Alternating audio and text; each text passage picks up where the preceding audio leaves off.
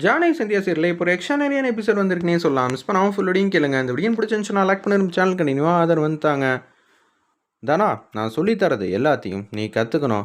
உனக்கு பிடிக்குதோ பிடிக்கலையோ நான் தான் உன்னோட கோச், வேறு வழியே இல்லை. நீ என்னை பார்த்து தான் ஆகணும். உனக்கு பிடிக்காத ஆளாக இருக்கலாம், நான் சொல்கிறது எல்லாத்தையும் நீ கேட்டு தான் ஆகணுங்கிற மாதிரி அந்த இடத்துல தனாவை வம்புலுக்குன்னே பண்ணிகிட்டு இருக்காரு கார்த்தி.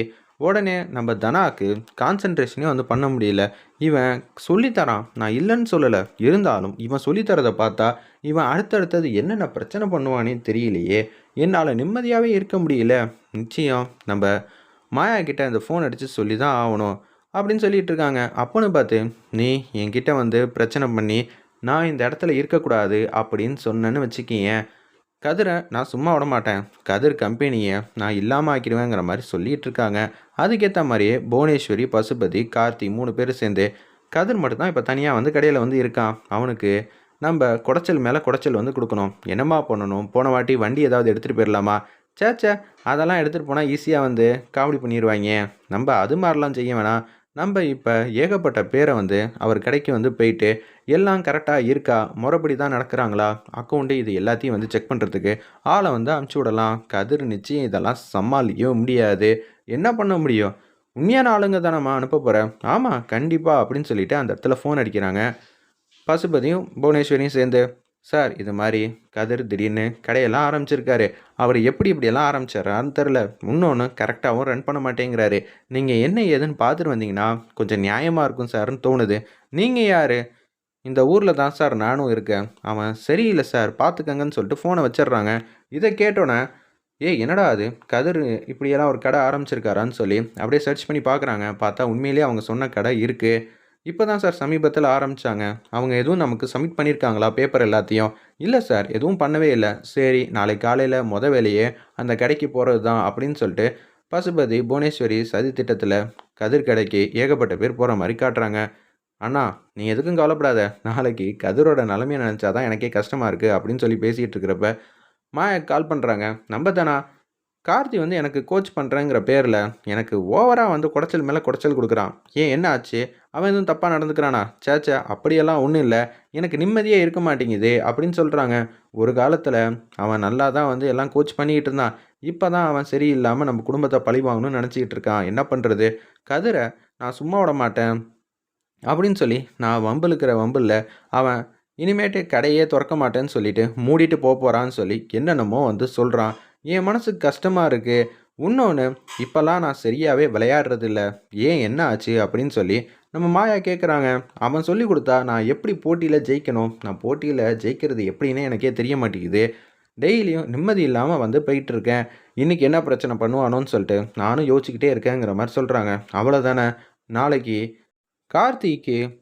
நான் செமையாக பரிசு கொடுக்க போகிறேன். நிச்சயம் அவன் வரமாட்டான் அப்படின்னு சொல்லிட்டு இருக்காங்க. கதிர் கம்பெனிக்கு ஏகப்பட்ட பேர் வந்துகிட்டு இருக்காங்க ஜீப்பில். கதிர் மாட்டுக்கும் கேஷுவலாக கடையை ஓப்பன் பண்ணலான்னு இருக்கிறப்ப டக்குன்னு அவங்களுக்கு ஃபோன் வருது. நீங்கள் எங்கே இருக்கீங்க, எதுவாக இருந்தாலும் கடைக்கு வாங்கன்னு சொன்னோன்னே டக்குன்னு கதிரும் வந்துடுறாங்க. வந்த உடனே கதவை திறங்க அப்படின்னு சொல்கிறாங்க. சார் நீங்கள் யார், என்ன ஏதுங்கிற மாதிரி விசாரிக்கிறாங்க. ஐடி கார்டெலாம் நம்ம கதிர் வாங்கி பார்க்குறாங்க. நான் எதுக்கும் என் ஃப்ரெண்ட்ஸ் கிட்ட சொல்லலாமா? தம்பி, நாங்கள் முறைப்படி தான் இங்கே வந்திருக்கோம். நீங்கள் தானே இந்த கம்பெனிக்கு ஓனர்? ஆமாம் சார் அப்படின்னு சொல்லலாம். நானும் என்னோடய பார்ட்னரும் சேர்ந்து தான் இது மாதிரி கடையை ஆரம்பித்தோம். அப்புறம் என்ன, உங்களுக்கே எல்லாம் தெரியும் இல்லை? நீங்களும் உங்கள் பார்ட்னரும் மட்டும்தான் மெயினு. வெளியாலாம் வரவே கூடாது. உங்கள் ஃபோனை கொடுங்க அப்படின்னு சொல்லி ஃபோனை வாங்கிட்டாங்க. வேணும்னா நாங்கள் இங்கே தான் வேலை பார்க்குறோமா இல்லையான்னு அப்புறமேட்டு கேட்டு விசாரிச்சுக்கோங்க. இப்போதைக்கு உள்ளே போகலாமா அப்படின்னு சொன்னோன்னே உள்ளே வராங்க. அந்த இடத்துல, என்ன சார் எல்லா டீட்டெயிலும் நீங்கள் சொல்கிறீங்க? தம்பி, இப்போல்லாம் சொல்லிட்டு தான் எதுவாக இருந்தாலும் செய்யணும். ஏன்னா தப்பாக சொல்லாமே எல்லோரும் வந்துடுறாங்க. அப்படியெல்லாம் நாங்கள் இல்லை. எல்லா ஃபைலையும் பாருங்கள் அப்படின்னு சொல்லிட்டு, இந்த கடையை எப்படியெல்லாம் ஆரம்பிச்சிங்க, நீங்கள் எவ்வளோ பணம் கொடுத்தீங்க? சார், என் பேர் எதுவுமே எழுத்து ரூபத்தில் வராது சார்.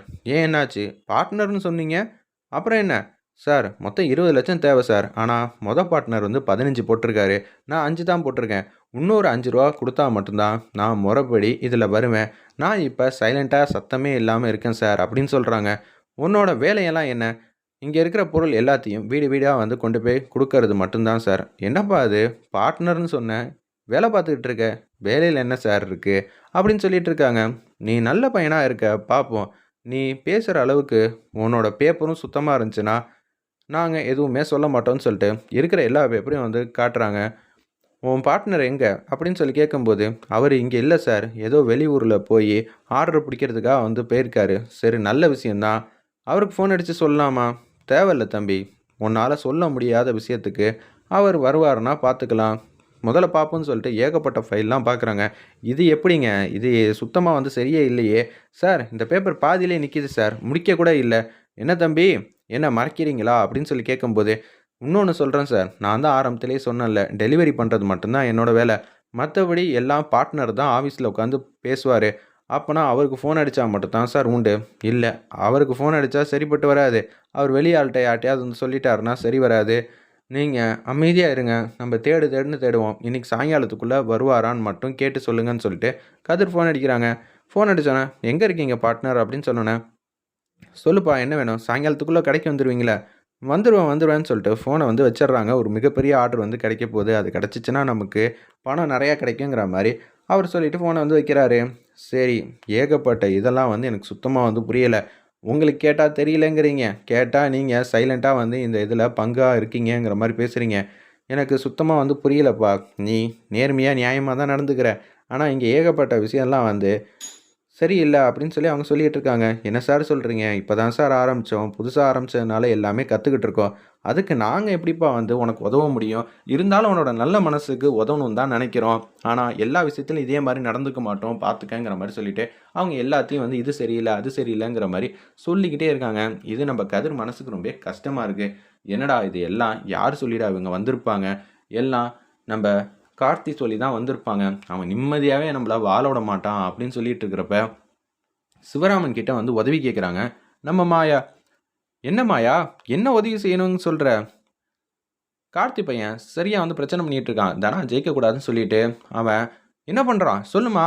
அவன் ட்ரெயின் பண்ணிக்கிட்டு இருக்கான் தனாக்கு. என்ன சொல்கிற? தனா ஏன் ட்ரெயின் பண்ணணும்? அதுவும் அவங்களுக்கு இதெல்லாம் சரி வராதே அப்படின்னு சொல்கிறாங்க. வேறு ஆளையா கிடைக்கல. தனா ஒரு கம்பெனியில் கையெழுத்து போட்டு வச்சிருக்கா. அங்கே இவன் ஏதாவது பேசி இவன் வந்து சேர்ந்துட்டான் புவனேஸ்வரியோட செல்வாக்குனால. அதனால அவங்க மாற்ற மாட்டேங்கிறாங்க.